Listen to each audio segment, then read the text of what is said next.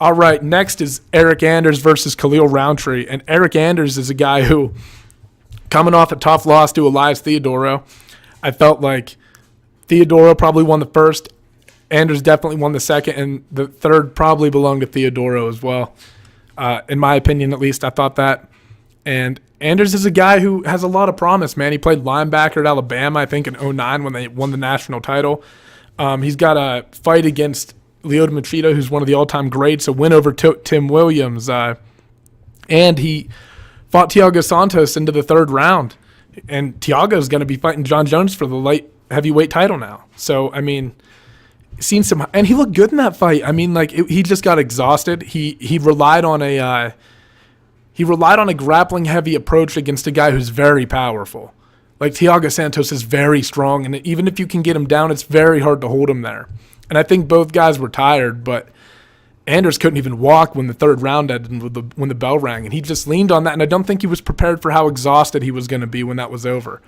And, you know, in the striking department, I thought Thiago really kind of lit him up there a little bit, you know, like kind of taught him a lesson there. But Eryk was able to land takedowns. He just wasn't able to keep the pace that he needed to win that fight.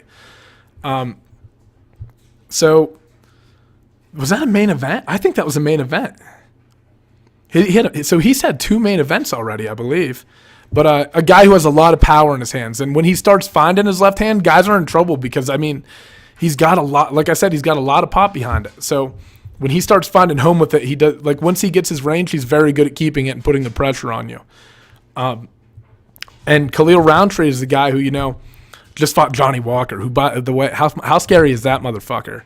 His win over Misha Serkinov, just like his timing and the way that he steps into things. And, you know, he hit Khalil Rountree with a big kick and then just grabbed him. Like, just went up and, like, fucking grabbed him, put him in the clinch, like, grabbed him around the neck and just hit him with two elbows that knocked him out fucking cold. He's scary. That kid's a fucking problem. He's one of the more promising. I think he's the most promising 205-pounder that we've seen since John, and more explosive. Scarier power, for sure. That motherfucker, just watch. He's going to be hard to deal with. Anyway, so he suffered a loss against him, and before that, picked up a win over Gokhan Saki, who came in with this big kickboxing background and stuff, and then gets, you know, knocked out by a guy in Khalil Rountree, who doesn't have all the experience in that, but he knows how to fight. And striking in MMA is a little bit different, you know? It's a little bit different than kickboxing and Muay Thai. Like, it's not, there's a lot more head movement involved. Your hands have to be located a little bit differently. The gloves aren't I mean, there's a lot of differences. Don't get me wrong, a lot of it translates. I understand that, but you definitely have to make an adjustment when you come over here.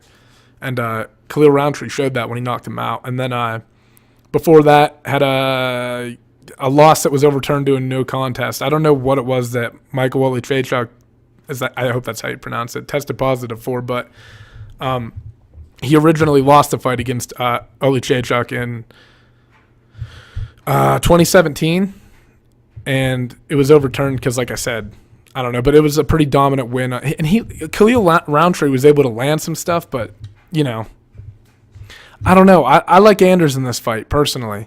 I just think that Anders is going to be able to impose his will on him a little more. I thought Anders looked big and powerful at 205, so if he can get his cardio under, and this is only a 3-round fight, you know, and you saw him do it against Santos, who I think is more of a problem than Rountree.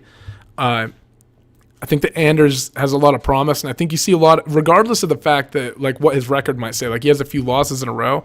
I think Anders shows steady improvement every fight. Like, I really liked his entries on some of the shots that he, especially against the cage, the timing on them that he had against Thiago. I think a few little things here and there make a guy as athletic as that, like, it can make massive leaps and bounds in his game. And I like him in this fight. I think he's going to march him down, be aggressive, impose his will, and I don't see this fight going the distance. I think this is going to be like a first, second round knockout type of fight.